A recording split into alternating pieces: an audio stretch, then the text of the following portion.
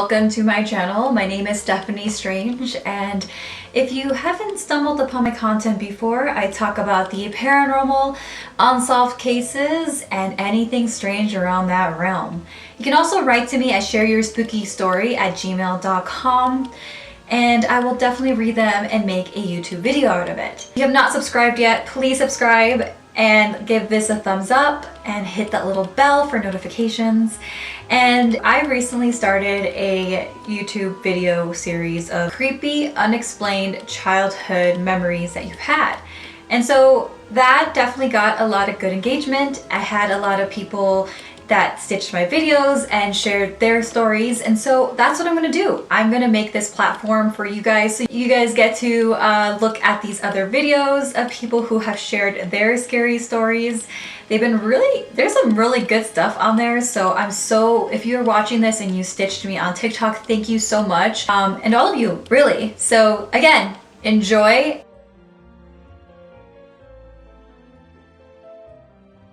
A creepy, unexplained childhood experience that you had. So it was when I was about 7 or 8. Basically, my friend had come to spend the night. We did that often because we lived so close together. We were telling this made up scary story about this guy who had just killed somebody with a baseball bat and was carrying a red sack on his back, and would walk around dark streets late at night to find his next victim.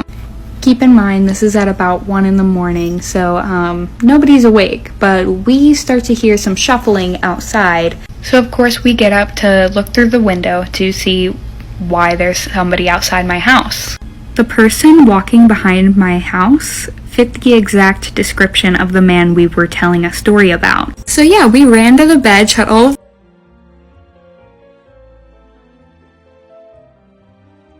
So my mom had this blue house growing up, and it was really freaking haunted. Doors opening and closing, lights turning on and off, the TV changing channels and going to static. And my sister had her friends over one time, and they were in the master bedroom, and it was up on the 3rd floor, and they were doing that game where you put your hands under somebody and try to levitate them. So I walk up there and my sister's literally levitating in the air, and her friends are just standing around her, and that's the last thing I remember, and I remember it so vividly, and I will never forget it until this day. But at the same time, I think to myself, did that really happen? Is that real? Can someone confirm or deny or tell me what this could have been? Or I don't really know. A lot of weird shit would happen in this house.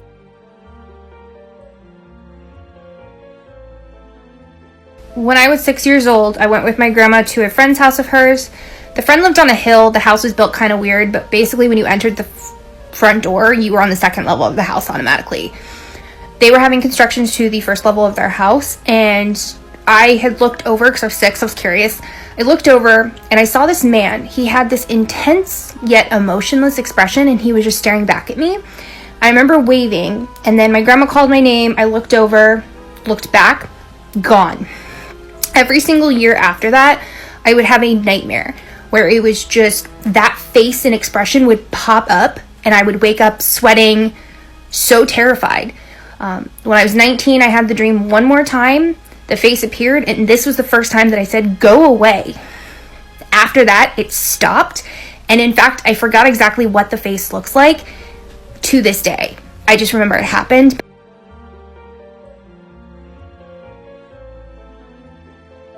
But the weirdest was probably when I was around 11.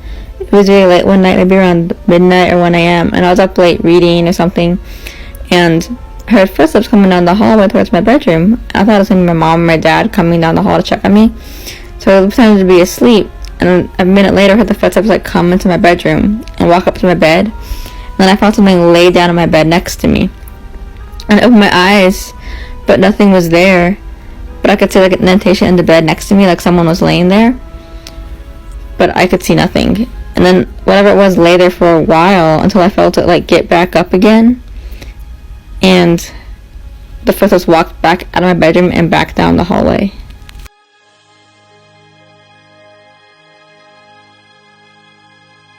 Yeah, so my mom says that when I was little, I would see angels, people that no one else happened to see. I do remember living in that house, and I do actually remember the people that I saw, and unfortunately they did not look like angels, and unfortunately I'm still not sure if I ever want to tell my mom what was actually living in that house with us.